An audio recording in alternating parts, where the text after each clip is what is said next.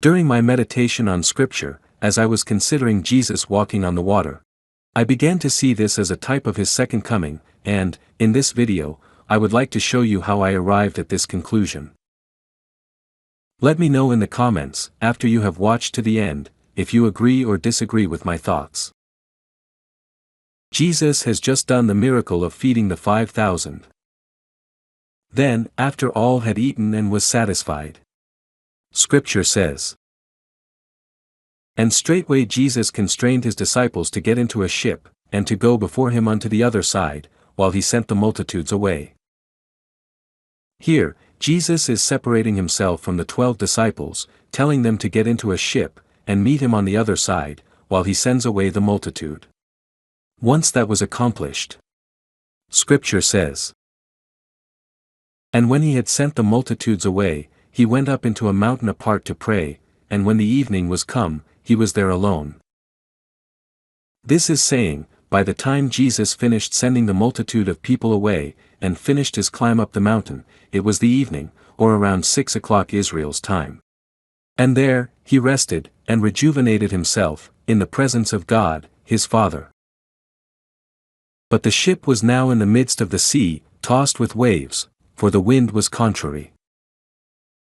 Now, remember, Jesus separated himself from his disciples, and traveled away for a time, to be alone with his Father, and while he was there, the disciples came into a great tribulation of the sea, being tossed to and fro. This is the same scenario Luke wrote about, speaking of the earth in the great tribulation, just ahead of the second coming of Jesus, saying, "And there shall be signs in the sun, and in the moon, and in the stars, and upon the earth distress of nations, with perplexity, the sea and the waves roaring." So, just ahead of the second coming of Jesus, Israel will be in a tribulation of war, with many nations, and the sea and waves will be roaring. The same as what is happening to his disciples here, while Jesus is away, upon the top of a mountain. "And in the fourth watch of the night, Jesus went unto them, walking on the sea." The fourth watch of the night is between 3 a.m. to 6 a.m., Israel's time. Jesus was away from his disciples for at least 6 hours while they were struggling in the ship. Then, Jesus appeared to the 12, walking on water at night, while they were experiencing tribulation, which lines up with him coming as a thief in the night, during a time of peril. "And when the disciples saw him walking on the sea, they were troubled, saying, It is a spirit, and they cried out for fear. But straightway Jesus spake unto them, saying, Be of good cheer, it is I, be not afraid."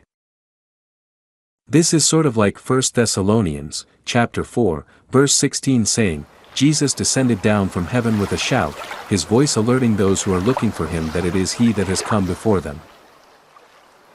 Before I continue, understand that Peter will be a type of two groups of people, if you pair this up with 1 Thessalonians, chapter 4, verses 16 and 17. Scripture says, "And Peter answered him and said, Lord, if it be thou, bid me come unto thee on the water." Here, Peter is saying, "In your power, calls me to come out to meet you, walking on the water." As we, likewise, in the power of Jesus, will come out to meet Jesus, in the air. "And he, Jesus, said, Come." And when Peter was come down out of the ship, he walked on the water, to go to Jesus.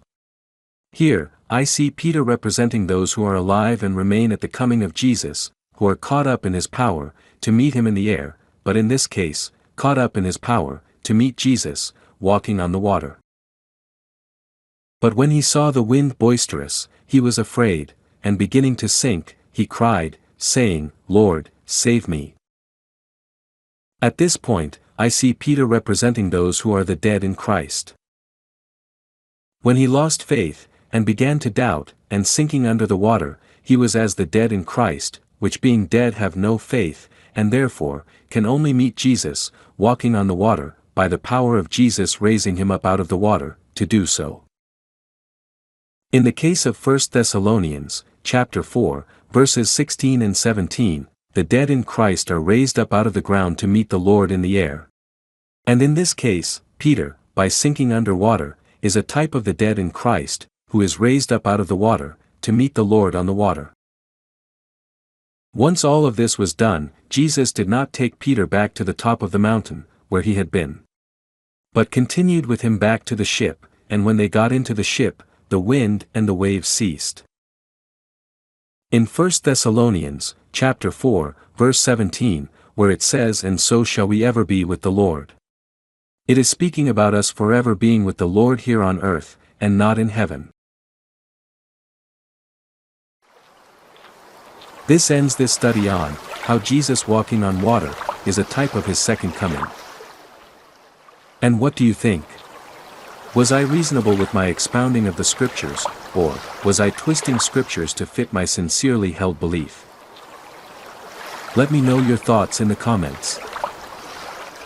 If you would like to go out and meet the Lord in the air, tell God, "I know I'm a sinner in need of a Savior." Tell God, "I believe Jesus died for my sins." Tell God, "I believe he was dead and buried." And tell God, "I believe he was raised on the third day." If your confession is from the heart, then, at that day, when he descends and makes that call, you will go out to meet him in the air, to begin your service of ruling and reigning with him in his kingdom.